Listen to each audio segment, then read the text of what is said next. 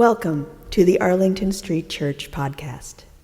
Founded in 1729, Arlington Street continues today as a gathering place for progressive people of faith in the greater Boston area and beyond. We are located at the corner of Arlington and Boylston Streets, across from the Public Garden in Boston, Massachusetts. Please visit ascboston.org for more information about this historic Unitarian Universalist congregation. Arlington Street Church, gathered in love and service for justice and peace.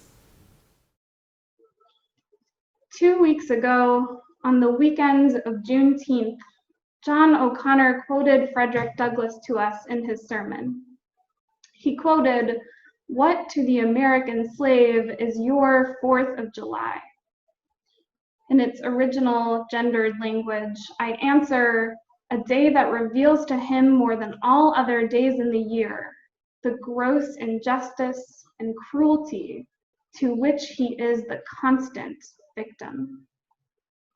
To him, your celebration is a sham, your boasted liberty an unholy license, your national greatness swelling vanity. John reminded us that that was in 1852. In 1852, Douglass and his contemporaries were calling out a national origin myth. And the irony and injustice of celebrating an independence and freedom that was only extended to a select few and predicated on the labor and suffering of Black and brown bodies. And then a string of Black social gospelers through the ages, from Henry McNeil Turner and Ida B. Wells, to W.E.B. Du Bois and Booker T. Washington, to Nanny Burroughs, Mordecai Johnson, Howard Thurman, Martin Luther King Jr., Polly Murray, and so many others, preached the same message, each in their own time. And still, in 2020, we need to hear it again. Still in 2020, not every state has recognized Juneteenth as a national holiday much more worthy of its name than yesterday's Independence Day. John said, "It is time for a new American social contract." That is part of the work that lies before us, yes. And history tells us that just as the settler colonial expansionist project built on an idea of white supremacy is as old as this country, so too is the act of resistance, which has already had more radical supporters than we will ever know or that history has ever bothered to record.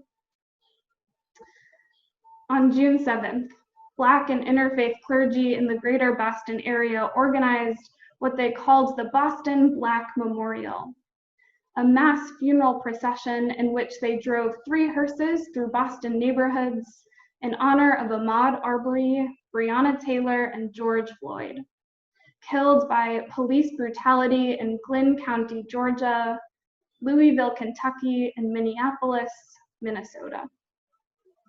The procession ended with a memorial service at Bethel AME Church in Jamaica Plain. Reverend Mariama White Hammonds, founding pastor of New Roots AME Church in Dorchester, preached at the service. And it was her sermon that first, for me, eloquently connected the work of racial justice to running a marathon. She preached, "See, when we pass mile 1, we will no longer have to explain why all lives matter until Black lives matter. When we hit mile 2, there will be not a single police force in the country where chokeholds are allowed. At mile 3, we will stop putting our immigrant siblings in cages and keep families together. And at mile 4, we will no longer use our prisons as detox facilities, but fully fund rehab and addiction support." After the sermon is where the service began to look a little different than our UU services. The sermon gave way to prayer and spirited singing, to turning to God and turning to what Reverend Mariama calls their cloud of witnesses for guidance. And that's where we as UUs often get caught up. When it comes to building up stamina, where do we turn for guidance? Turn for what Reverend Mariama called spiritual oxygen. Turn when we have realized that we cannot go it alone.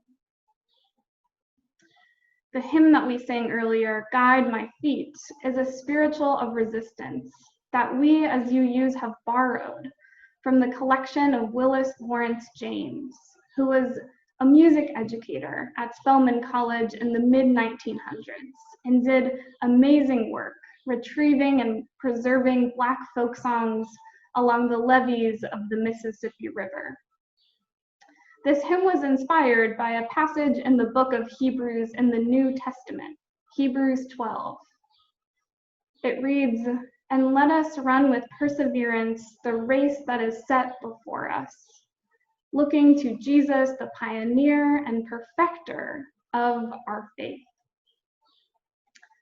So in Willis Lawrence James's original conception, it was guide my feet, Jesus, while I run this race. We as UUs have adopted this hymn as our own, but have never really been clear about how the theology translates. As Unitarian Universalists, some of us believe in God, others of us in something you might call divine love or the spirit of life. Others of us still are theologically humanist and believe in the transcendent spiritual power of communities gathered in love and in protest.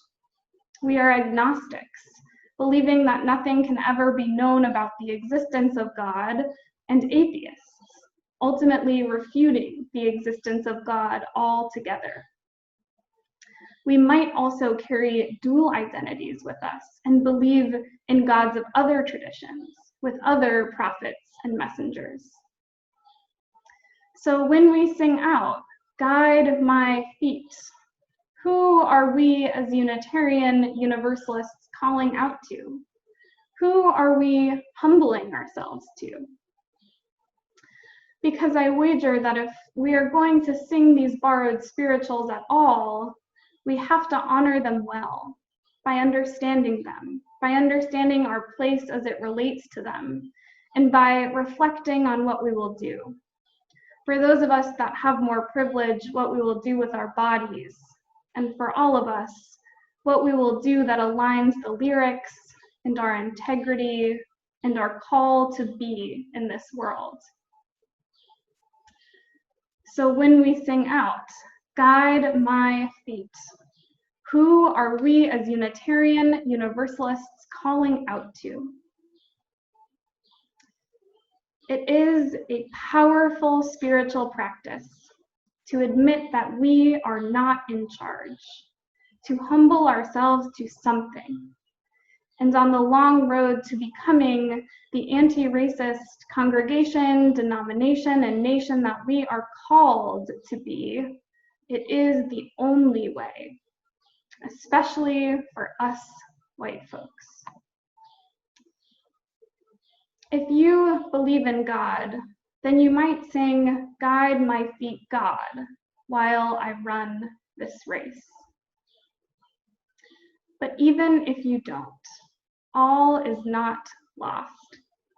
Because our second of 6 UU sources are the words and deeds of prophetic women and men, which challenge us to confront powers and structures of evil with justice, compassion, and the transforming power of love. It is all in there. Ancestors, saints, and prophets, guide my feet. From our own UU history, we can call on the witnesses of Egbert Ethelred Brown from the Harlem Unitarian Church, the first Black Unitarian fellowship in North America and the best example of the Black social gospel that our denomination has ever known. we can try to make right the ways that he was wronged in his ministry with us when we do. Or of Mark Morrison Reed, the courageous historiographer of our faith, and one of the ministers who has long pushed us to lean into the better angels of our nature. And prophets in our own time, Alicia Garza, Opal Tometi, and Patrice Kahn-Cullors, the three co-founders of the Black Lives Matter movement, who will say unequivocally that theirs is a spiritual movement. Drawing the circle closer and closer to home, we can call on our own church elders, local and national, to guide us in our journeying.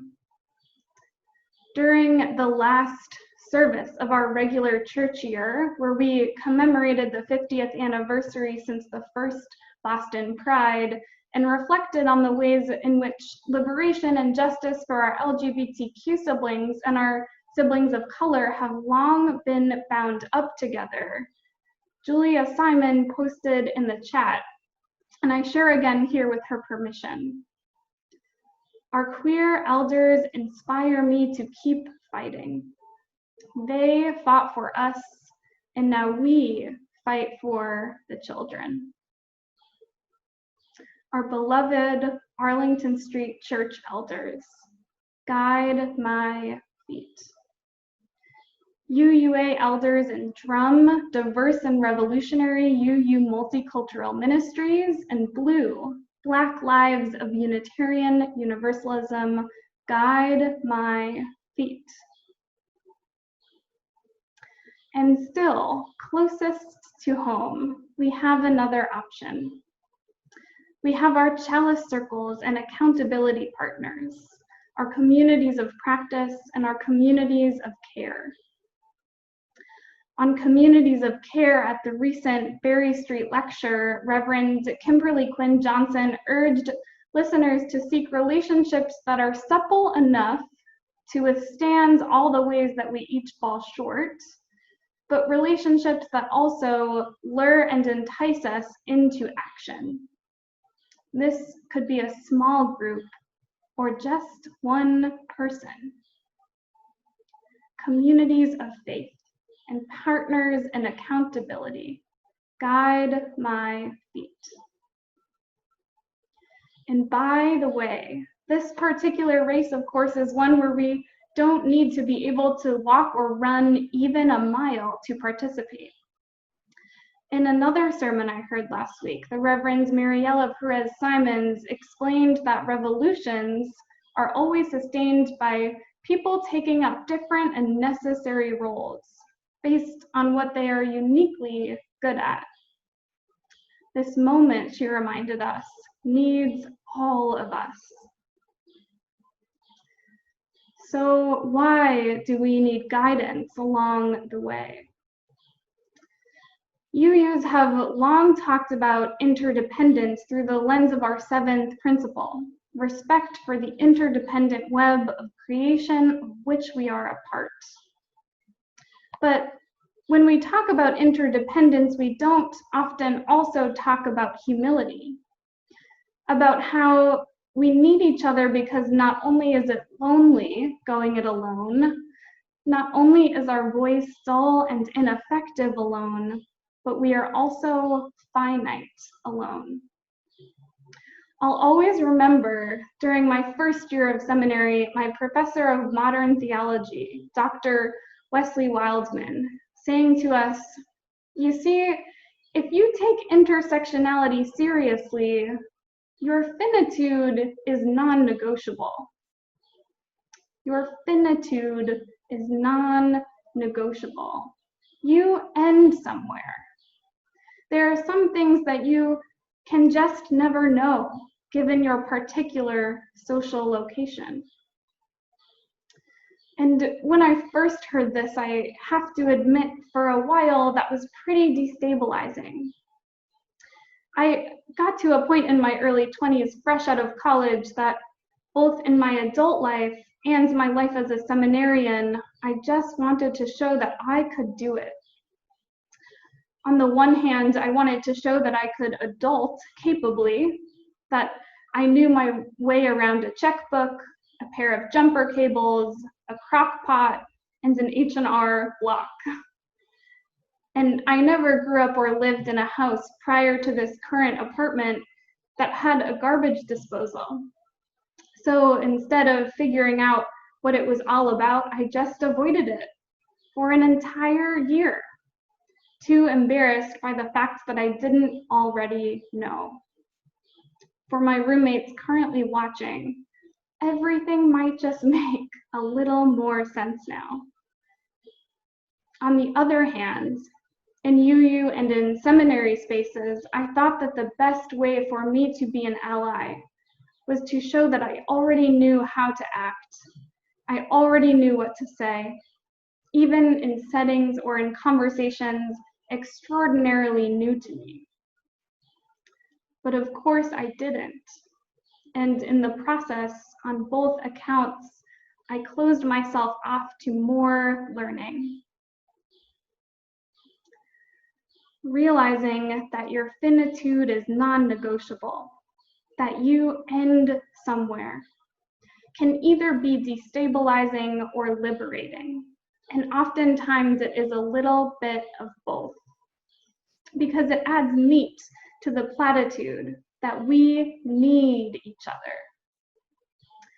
And the more that we can get over the fragility that comes from needing to be perfect, the more clearly that we will be able to see the insidiousness of the violence of a racialized state. We will see it when there is a knee on a Black man's neck, but we will also see it in under-resourced school districts and in voter suppression. It is a powerful spiritual practice to admit that we are not in charge, to humble ourselves to something. And on the long road to becoming the anti-racist congregation, denomination, and nation that we are called to be, it is the only way, especially for us white folks. God, ancestors, saints, prophets, our Arlington Street and UUA church elders, communities of faith, partners in accountability, guide my feet. Because on the marathon of racial justice ahead of us, Reverend Mariama continued. At mile 5, we will be as quick to support the small businesses in Nubian Square as we were to protect the luxury shops on Newbury Street.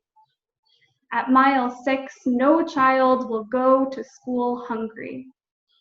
At mile 7, your zip code will not be a predictor of your health outcomes. At mile 8, we will assure that all people are paid a living wage, which allows them to work one job and take care of their families.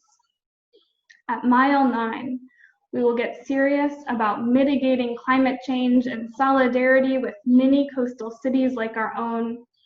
And at mile 10, wait for it, our congregations will no longer be divided along lines of race. Our UU theology draws so much strength from our emphasis on reason and on science, but in times like this, we cannot do without prayer. We cannot do without our communities of care, without our teachers, without the people who hold us accountable, and without forgiveness and the gentle return when we misstep, based on our shared humanity, which we believe extends even to ourselves,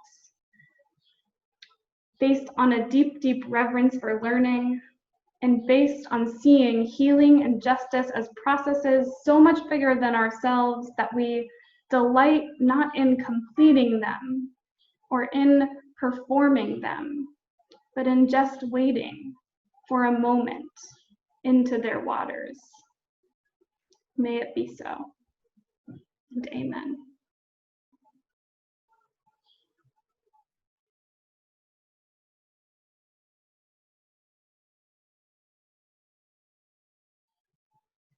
Our benediction today is from both the Reverend Rosemary Bray McNatt and the Imam Dr. Asif Hirani.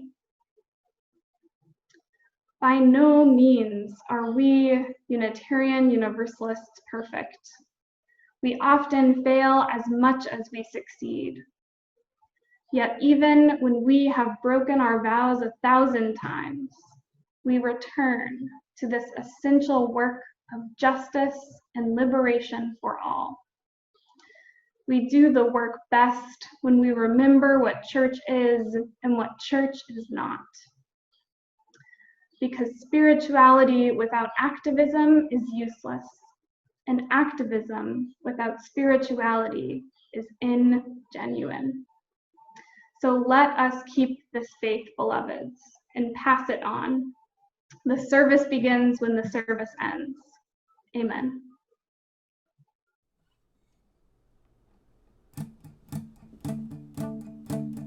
Where you go, I will go, beloved. Where you go, I will go. Where you go, I will go, beloved. Where you go, I will go. For your people are my people. Your people are mine. Your people are my people. You're divine, my divine. Where you go, I will go, beloved. Where you go, I will go. Where you go, I will go, beloved. Where you go, I will go. For your people are my people. Your people are mine. Your people are my people. You're divine, my divine.